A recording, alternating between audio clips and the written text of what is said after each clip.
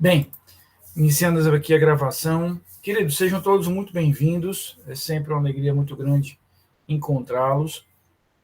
Lembrando que hoje nós vamos concluir o estudo dessa unidade que nós começamos na terça-feira, que são os crimes contra a família.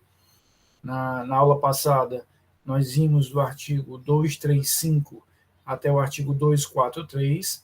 Na aula de hoje, nós vamos ver do artigo 244 até o 249. E com isso, nós terminamos a matéria da prova. A matéria da prova da AV2, ela vai até aqui, tá certo?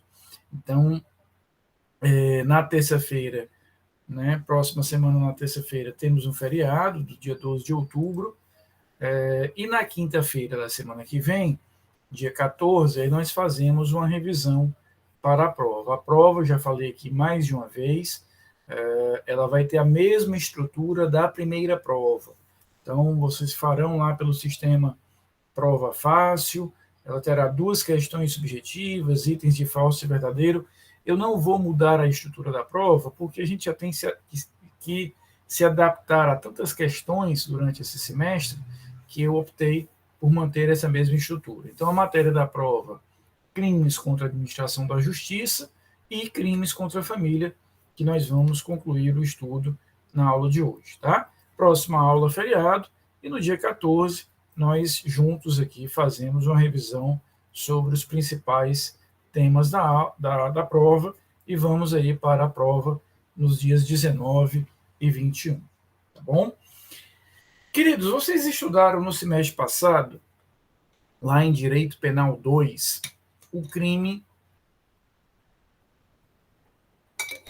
de omissão de socorro, lá do artigo 135. O que é o crime, ou qual é a razão de ser do crime de omissão de socorro?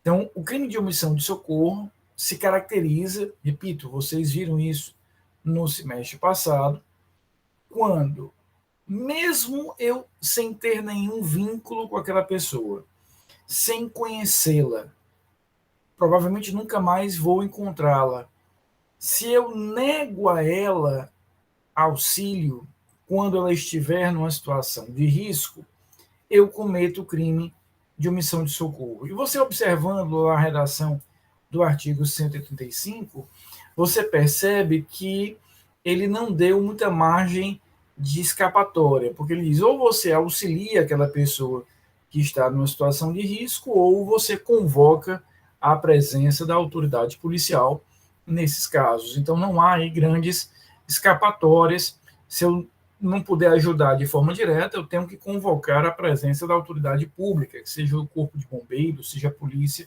o que quer que seja. Mas qual é a razão de ser de nós criminalizarmos uma conduta como essa? A razão de ser é que quando nós escolhemos, eu e vocês, viver em sociedade, viver pertencendo a um tecido social, nós aderimos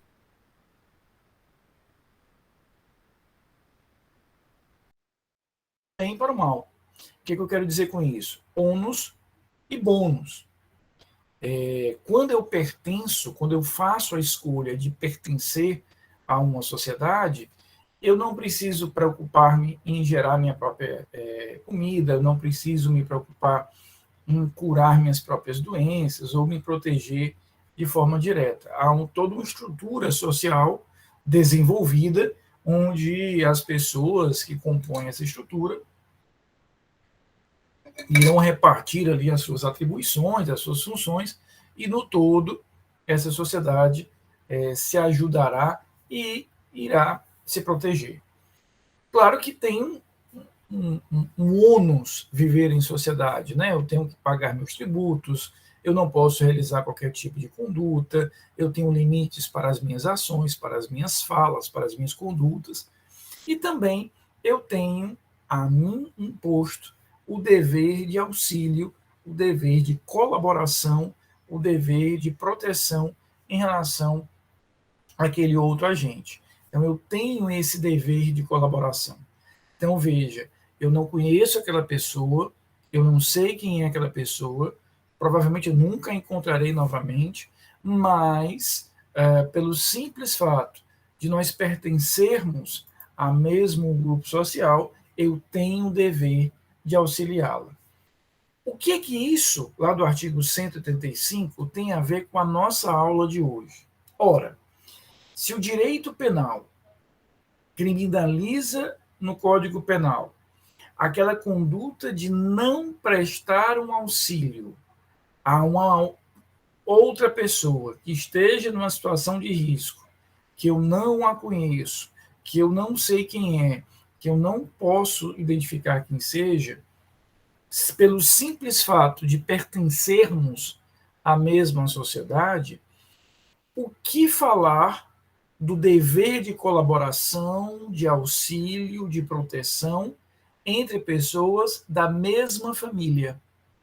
Então, da mesma forma que o Código Penal criminaliza a ausência de auxílio quando eu percebo que eu não auxiliei alguém que estava numa situação de risco, com mais propriedade, ele vai fazer essa mesma tipificação quando eu tiver uma situação de risco interfamília. Ou seja, pelo simples fato de eu ter um vínculo familiar efetivamente com alguém, eu tenho uma obrigação concreta de realizar de forma bastante efetiva esse dever de proteção, esse dever de colaboração. Aqui eu vou resgatar algo que eu já falei para vocês em outras aulas, até cheguei a comentar na aula passada, mas já tinha falado inclusive antes mesmo da aula passada. O direito penal, ele tem uma visão muito pragmática, muito objetiva. Ele não tem uma visão, nem poderia ter, romântica ou romantizada ou idealizada das relações. Então, quando a gente fala de família, e quando a gente fala desta parte dos crimes contra a família que estamos estudando hoje, que são os crimes contra a assistência familiar, nós percebemos que aqui, Sofia, o direito penal não vai se preocupar, Mateus, em romantizar essas relações. Ou seja, não, mas o meu pai me abandonou quando eu era pequeno, eu tenho um trauma em relação a isso, eu tenho restrições em relação a isso, ele me trouxe uma série de sofrimentos, mas se na idade avançada o seu pai precisar de você porque está numa situação de risco, o seu vínculo familiar com ele, para o direito penal, é considerado e você tem um dever de auxiliá-lo.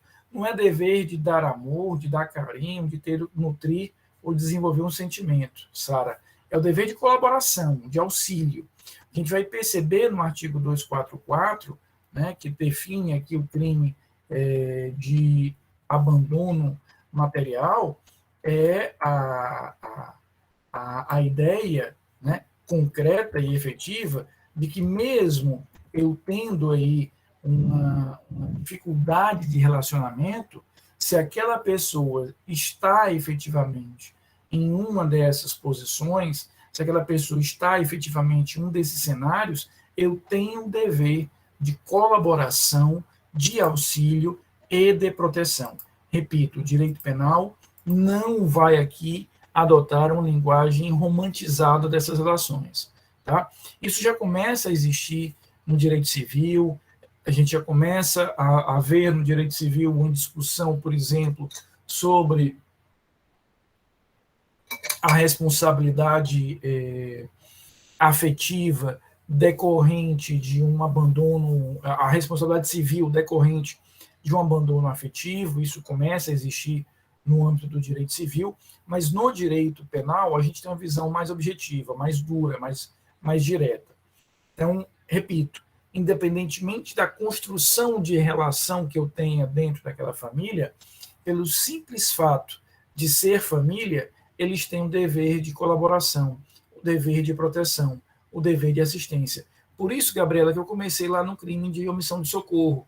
Porque se eu tenho esse dever em relação a alguém que eu sequer conheço, com muito mais propriedade, o direito penal vai impor esse dever àqueles que comigo compartilham esse tecido familiar. Então, veja o que nos diz aqui. Eu vou ler o caput do artigo 244 completo e depois nós vamos dividi-lo em 3 figuras, porque esse artigo, esse crime, ele traz 3 figuras típicas distintas. Eu posso praticá-lo de 3 formas diferentes, tá certo?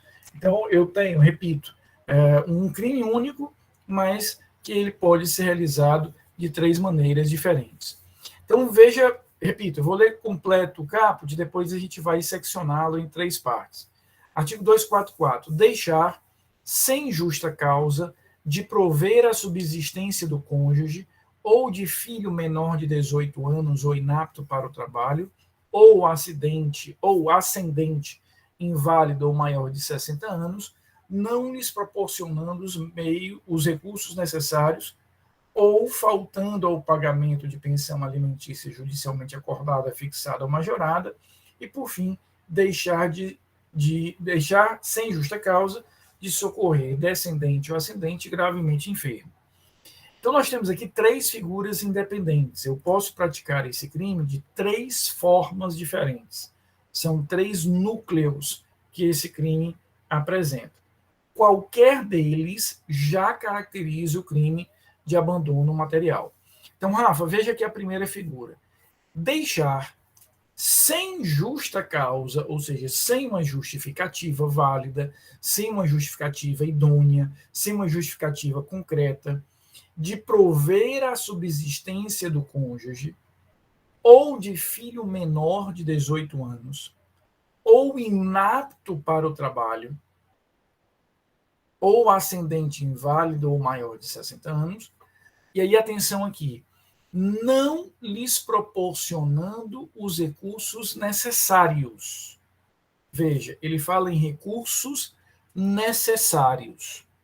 Então, nessa primeira figura, isso aqui não tem nada a ver com a pensão alimentícia. A pensão alimentícia vai aparecer na segunda figura.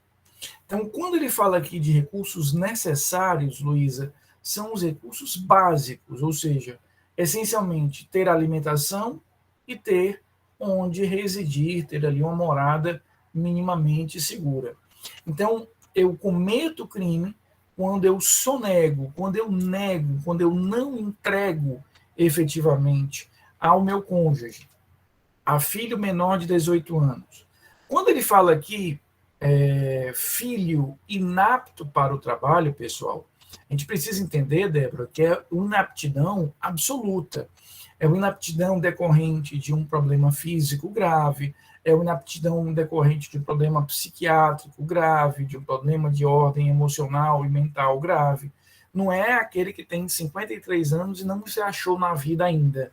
Não, papai, eu não sei ainda se eu quero viver de arte, eu quero ser astronauta. Não é esse cara, não. Né? Aí o nome disso aí é preguiça. Né? É outra categoria que o direito penal não vai tratar. Né? Aí é malandragem, é outra categoria. Quando ele fala que inapto para o trabalho, Rafa, é aquele cara que tem um problema de natureza física, de natureza emocional grave, de natureza psíquica grave, que me inabilita para, por meios próprios, por esforço e capacidade própria, garantir a sua subsistência. Então, veja que essa primeira figura do 244 mira, objetiva, a questão da subsistência. Tá? Ela vai mirar esse foco.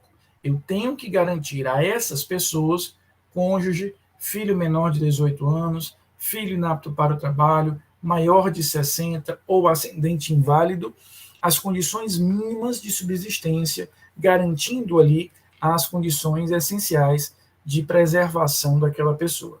Só que ele continua, ele vai criar uma outra figura, ou faltando-lhe o pagamento de pensão alimentícia judicialmente acordada. Nós temos aqui a segunda figura, que é faltar aqui ao pagamento de uma pensão alimentícia. Veja, primeira coisa importante para a gente entender isso aqui. Esta figura do artigo 244 e todas as outras do artigo 244 são figuras dolosas. Esse crime só existe na modalidade doloso. São condutas essencialmente dolosas. Então, se eu dolosamente, tendo condições, não faço o pagamento da pensão alimentícia, eu tenho aqui um crime. Claro que isso em nada interfere, Mariana, nada interfere com todas as medidas civis que eu posso ingressar lá no direito das famílias, lá no âmbito do processo civil, em relação ao não pagamento dessa pensão. Ou seja, execução de alimentos, eu posso eventualmente fazer uma prisão civil, é a única hipótese de prisão civil que nós temos admitida no Brasil, ou seja, independentemente do tratamento criminal, Daniel, que nós vamos dar a essa figura, em paralelo, nós temos instrumentos cautelares cíveis, bloqueio de valores, né, penhora de bens, a prisão civil em si, né, para forçar o pagamento daquela determinada dívida alimentar. Mas veja que o Código Penal também categoriza isso como uma conduta dolosa. Tá? A última figura do artigo 244 é ou faltando ao pagamento de pensão, desculpa, ou deixar sem justa causa de socorrer descendente ou ascendente gravemente enfermo. Aqui, Marília, eu vou voltar àquela parte que eu já tinha falado agora há pouco, de que o direito penal não romantiza essas relações. Daniel, veja só, quando ele fala, né, nessa última figura do artigo 244, deixar sem justa causa de socorrer descendente ou ascendente gravemente enfermo, ele está aqui revelando, ele está aqui indicando, Daniel, de forma muito contundente, o seguinte: quando eu falo em socorrer, eu estou falando, Clara, em tirar aquela pessoa daquela determinada situação de risco. Aqui, Vitor, socorrer é socorrer mesmo, é no sentido da urgência, no sentido da emergência médica.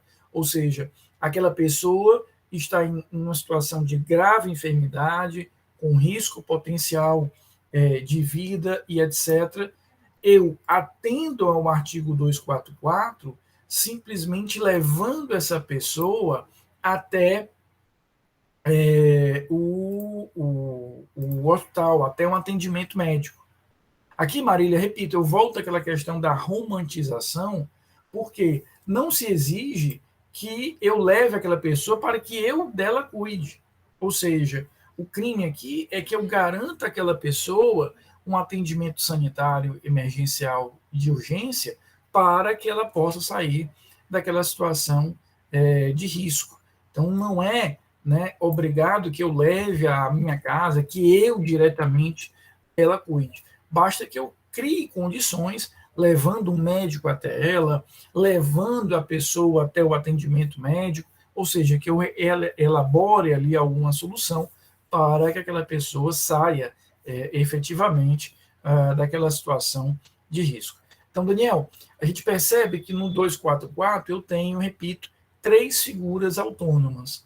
Ou eu deixei de garantir a subsistência daquelas pessoas, ou eu tenho aqui, né, o não pagamento, a frustração dolosa do pagamento da pensão alimentícia, ou a terceira e última, repito, cada uma delas independente, eu posso praticar esse crime de 3 formas diferentes, que seria a não prestação de auxílio no caso de enfermidade. O parágrafo único, ele vai ter uma estrutura específica. Nas mesmas penas incide quem, sendo solvente, frustra ou ilide, de qualquer modo, inclusive por abandono injustificado de emprego ou função, o pagamento de pensão alimentícia judicialmente acordada. Né? Marília, as 3 figuras são: a primeira figura é não garantir a subsistência àquelas pessoas, tá? A segunda figura, não pagar a pensão alimentícia, a terceira figura, não garantir o auxílio no caso de enfermidade. No parágrafo único que nós temos, repito, é uma situação muito específica. Eu sou solvente, o que é que isso significa? Eu tenho condições financeiras, eu tenho dinheiro efetivamente, sou, portanto, solvente, e dentro desse cenário eu crio uma determinada situação, eu vou criar ali uma situação fictícia, fraudulenta, não verdadeira, para justificar o não pagamento daquela determinada pensão. Dentre elas, veja o que ele vai dizer: inclusive por abandono injustificado de emprego ou função. Tá? Inclusive o abandono injustificado de emprego ou função. O que eu tenho aqui? A ideia, né, de que eu crio uma determinada situação, eu vou criar uma determinada situação que é não real, que é não verdadeira, mas visando ali efetivamente dar a ideia de que eu não teria como garantir a subsistência ou o pagamento, tá? Então imagina o seguinte: o Daniel é meu empregador, eu sou empregado dele, devidamente registrado, com carteira assinada e etc. E eu chego ao Daniel e digo o seguinte: Daniel, me demita, eu fico prestando serviço a você de maneira informal, mas apenas para que eu não tenha um vínculo documentado, formalizado, e com isso eu possa justificar o não pagamento daquela pensão. Então, eu tenho aqui, efetivamente, uma lógica de criar um fato não real apenas para justificar o não pagamento disso. Tá? Sobre o 244, alguma dúvida? Os próximos artigos da aula de hoje são significativamente mais simples, bastante mais simples. Veja o que nos diz aqui o artigo 245. Entregar filho menor de 18 anos a pessoa em cuja companhia saiba ou deva saber que o menor ficará moral ou materialmente em juízo. Aqui, pessoal, a gente tem que entender o seguinte: quando ele fala que é entregar, ele está se referindo não a um abandono absoluto, tá? Ele não está se referindo a um abandono pleno.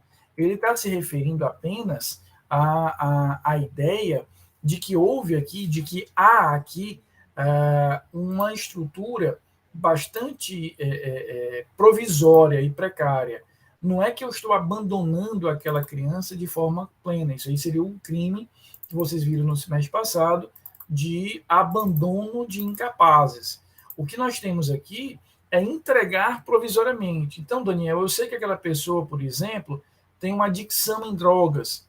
Eu sei que aquela pessoa vive da mendicância. Eu sei que aquela pessoa vive, de alguma maneira, de uma ação não lícita, não correta, não adequada. E aí eu entrego aquela determinada criança para o seu cuidado provisório, precário. Então, o crime aqui do 245 é essa entrega provisória. O próximo crime, 246, tem sido objeto de grandes discussões no Congresso Nacional. Inclusive, existe uma lei, um projeto de lei, na verdade, em tramitação no Congresso, ele não foi ainda aprovado, mas ele já avançou algumas casas dentro do processo legislativo no Congresso Nacional para modificar o artigo 246. Existe um debate bastante intenso no Congresso Nacional, por alguns grupos específicos, da aprovação do chamado homeschooling, em que eu permitiria, Gabriela, que os pais, né, em casa, propiciassem a educação formal de seus filhos. É um debate, repito, muito, muito intenso em determinados grupos do Congresso Nacional. Ele já avançou algumas casas, ainda não se consolidou. Então, alguns defendem, né, e por óbvio eu respeito imensamente os que assim defendem, que deveria ser permitido o uso do chamado homeschooling. Ele, da forma que está sendo desenhado no projeto em análise no Congresso Nacional, ele teria algumas condicionantes.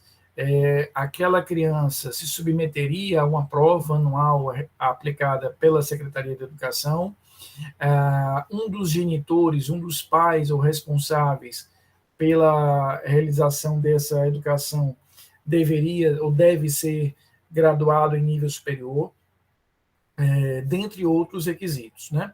Eu, pessoalmente, Rafael, sou contra o homeschooling, Mariana. Eu acho que o ensino formal, aquele ensino no colégio, ele tem como objetivo muito mais do que o ensino técnico, né? O ensino formal, ele vai muito mais do que ensinar português, ciências, história, geografia, ele vai dotar aquela criança, aquele adolescente, Mariana, de uma série de capacidades, né, até mesmo de relação, até mesmo de convivência com o diferente, que isso é tão importante na sociedade. Então, eu pessoalmente sou contra isso. Mas existem argumentos a favor e contra, né, no Congresso Nacional. Exatamente, Marília. Eu tenho que provar ainda que um dos responsáveis, né, teria condições ali de tempo para poder acompanhar essa educação. Existem algumas condicionantes. Repito, há argumentos para um lado, para o outro. A minha posição pessoal é no sentido de que não se deveria permitir isso. Eu acho que o desenvolvimento de algumas habilidades na convivência social no ambiente escolar, ele é fundamental para a formação de um cidadão que seja mais efetivo. É o mesmo questionamento que eu tenho, Marília. E até eu vi a defesa, e aqui eu estou transmitindo apenas o argumento de um dos deputados que defendem isso, e o próprio ministro da Educação atual é a favor desse entendimento, e o ministro da Educação chegou a dizer, e é uma declaração, repito, do ministro da Educação brasileiro, de que essa questão da socialização não seria um problema, porque aquela criança poderia se socializar em outros ambientes, como a igreja e outros tantos. Eu sou muito refratário a essa ideia, porque eu acho que a socialização tem que ser feita em ambiente plural. Eu acho que a gente tem que, nós mesmos temos que nos conviver cada dia mais com ambientes plurais, diversos. A diversidade, a pluralidade faz parte da sociedade. Nós precisamos habilitar essas crianças e jovens para esse tipo de convivência. Se eu convivo apenas com aqueles que pensam como eu ou são iguais a mim, né, eu vou ter um pouco mais de dificuldade de lidar com o diferente. Mas há argumentos para um lado e para o outro, insisto. Fato é que não há ainda a autorização legal para essa figura. Então, dentro desse contexto, continua válido e eficaz, né, a estrutura do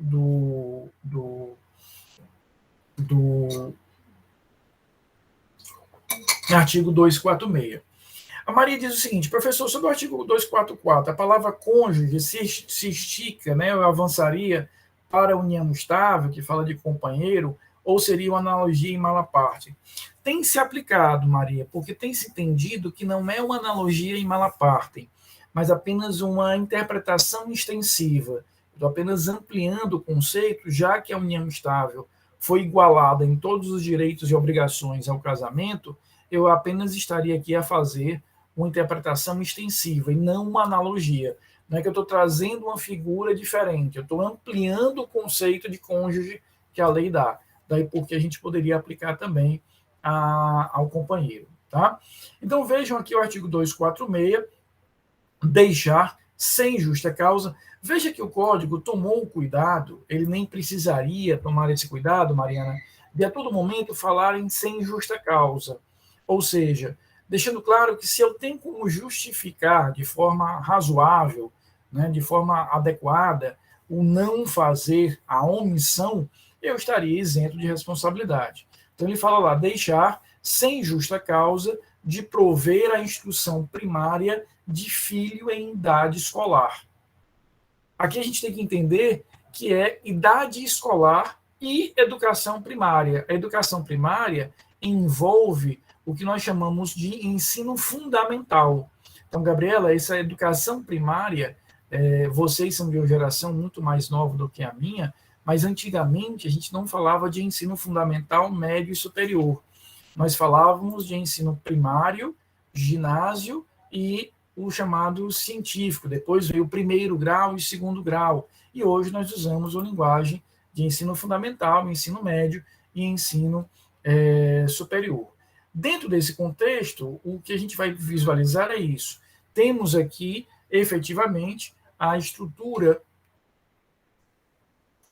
do crime se caracterizando por isso, deixa de prestar uma garantia de instrução. Claro, insisto, aqui nós temos que falar em sem justa causa. Se eu moro, Gabriela, num lugar ermo, se a única escola que eu tenho ali em quilômetros não tem uma vaga, eu estou pleiteando a vaga para meu filho, é outra coisa.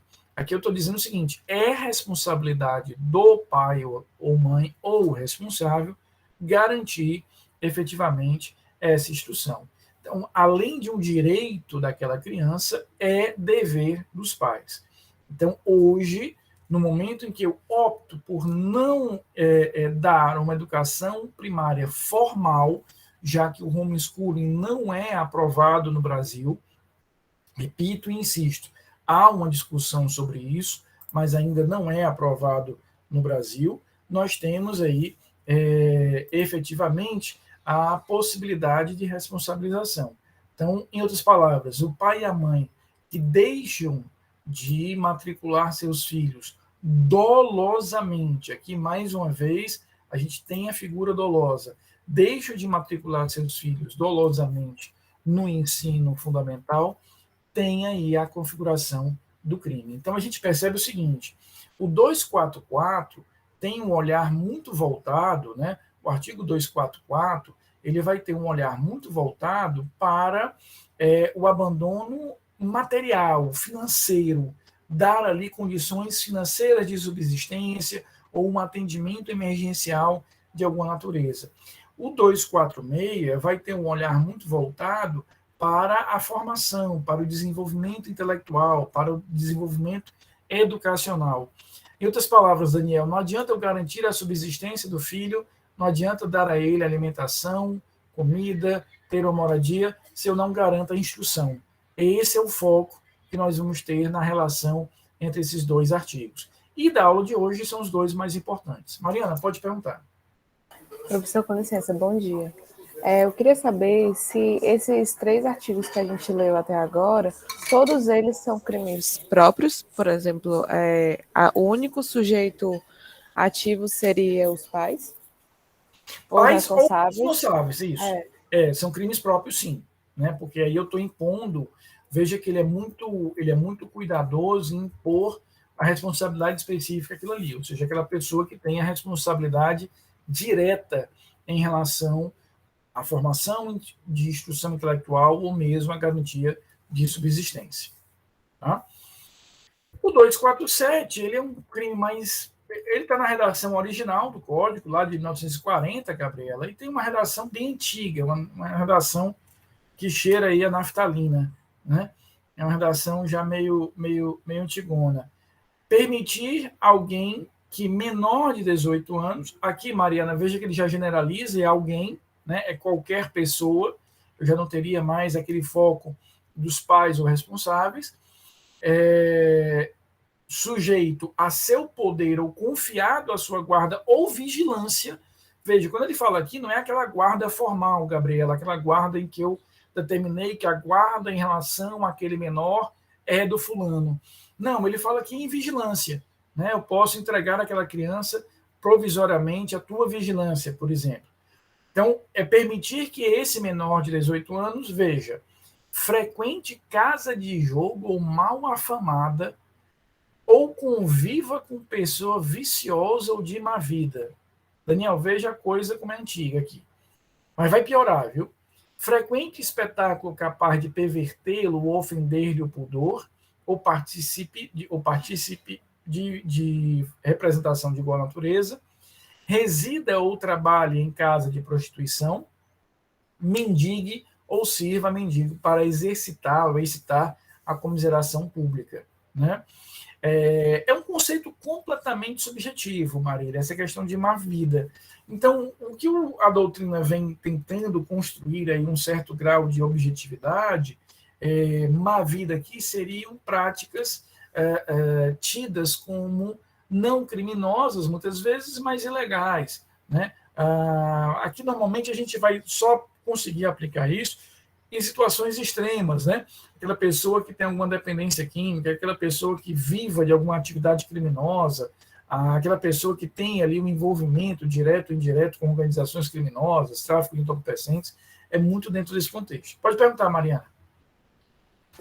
Professor, nesse 247, ele pode ser, por exemplo, aqueles pais que colocam aquelas crianças na rua para pedir dinheiro? Esse é um caso? Esse é um caso.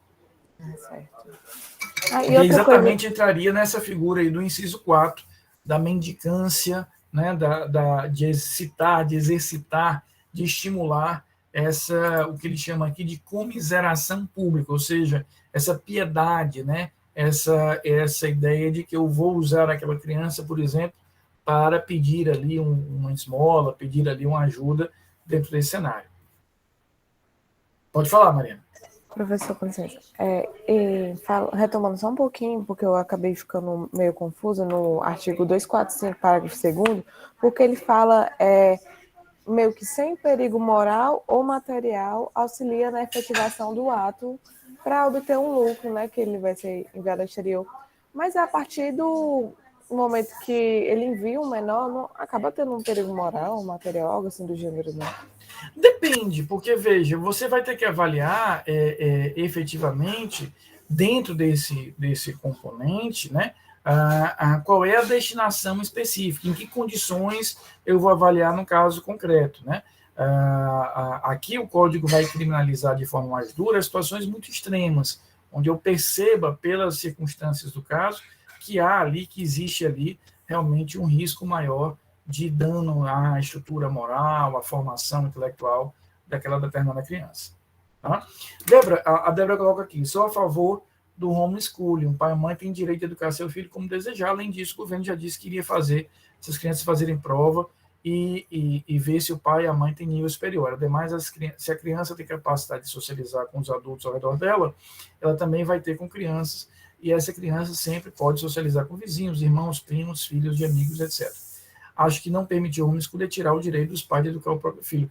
Não, Débora, eu respeito imensamente o seu ponto de vista, até porque, como eu tinha falado, ou seja, há argumentos, né, sólidos e construídos nas duas direções. Né? Existe aí, por exemplo, o seu argumento, ele é muito utilizado, e, repito, ele tem uma coerência técnica que a gente tem que considerar, que é até que ponto, né? Eu acho que a grande discussão que a gente tem aqui, a discussão de fundo, Débora, é até que ponto o Estado pode ou deve interferir nessa formação familiar, né? Até que ponto o Estado pode avançar na definição dessa relação familiar e da forma através da qual a família quer criar, quer formar aquele seu filho. Eu respeito imensamente todas essas opiniões. Assim, o meu pensamento é muito contrário a isso, porque o que eu pondero é que aquela criança ela é formada para a sociedade. Não se impede, e aí a gente vai ter que entender que não se impede que a família traga a criança e forme a criança com seu acervo de valores. Esse não é o ponto. Mas tolher da convivência escolar poderia gerar uma dificuldade de convivência social. Mas, repito, há argumentos bastante sólidos, tanto é que há algum tempo o Congresso discute isso, há um grupo muito fechado de deputados a favor e outro muito fechado contra, então tem avançado algumas casas, mas eu acho que ainda vai demorar um pouco para que o Congresso venha a afirmar esse entendimento. Né? Agora, é importante que a gente discuta e veja, escute o outro lado, escute os argumentos e pontos de vista diferentes. Respeito imensamente, repito, seus argumentos são argumentos muito sólidos, Débora, que eu respeito demais. Né? Eu não consigo.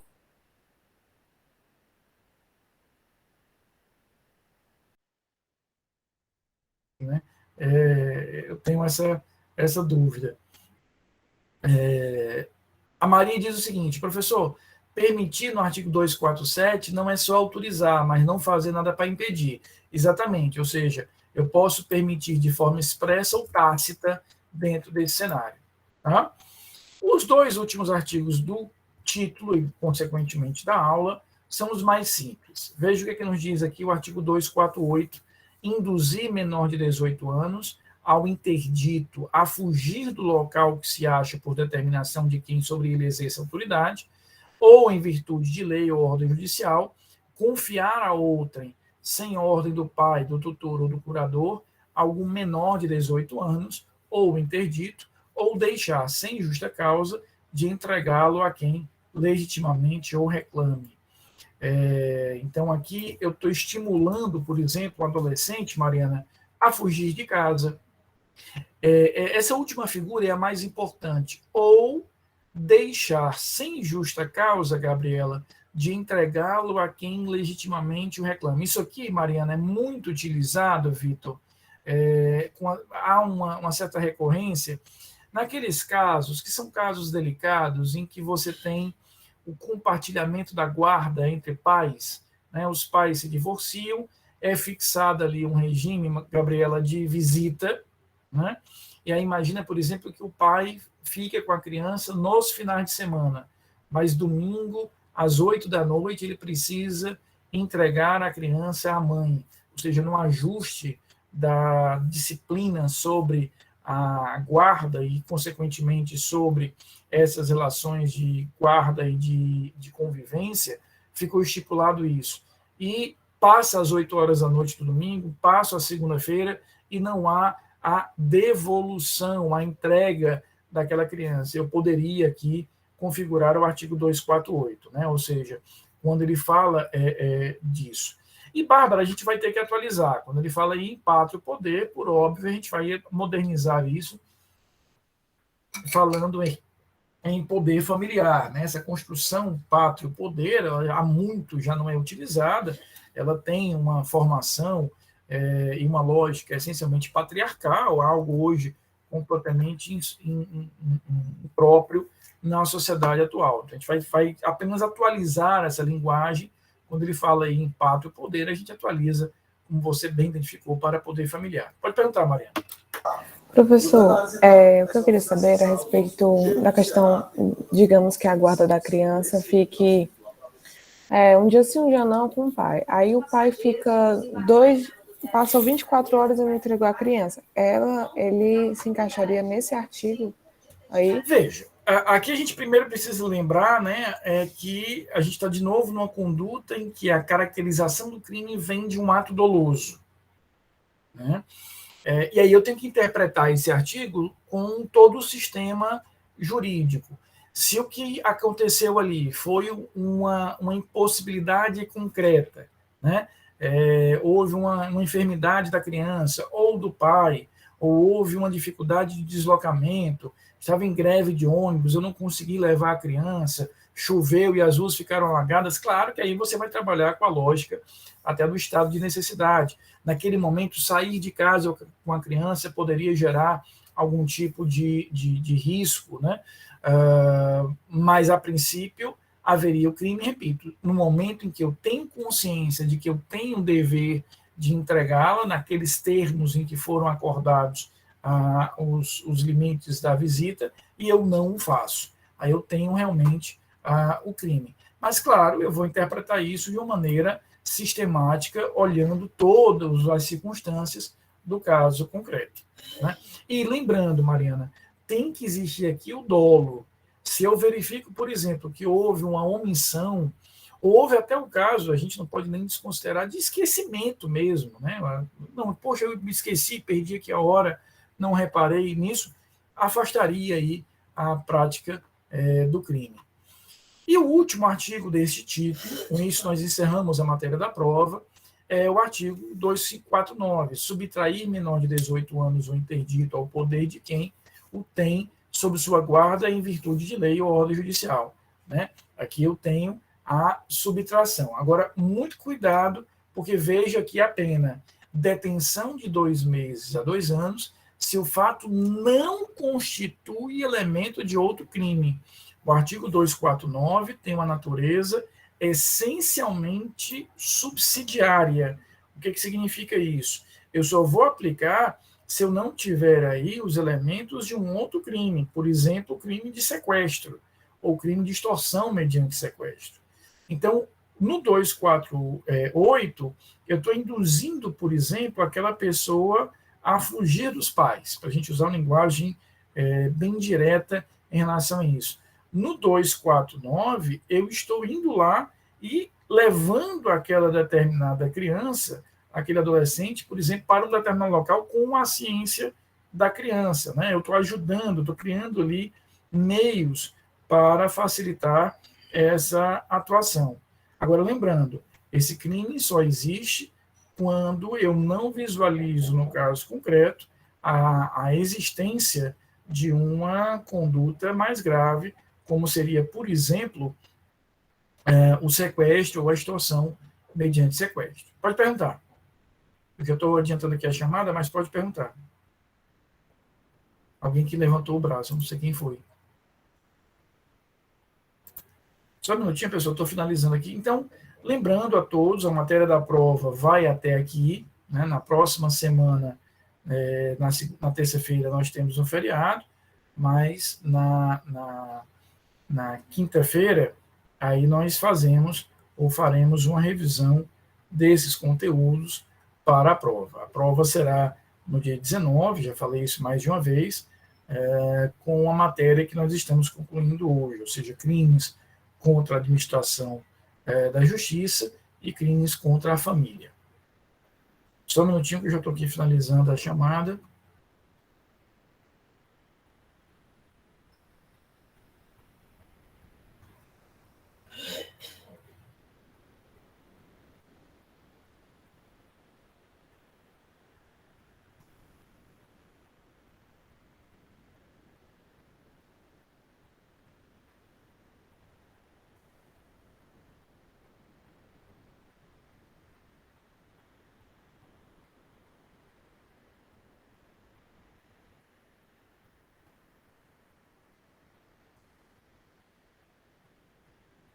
Então, com isso, a gente encerra, repito, a matéria da prova e na próxima semana a gente faz uma revisão, tá bom?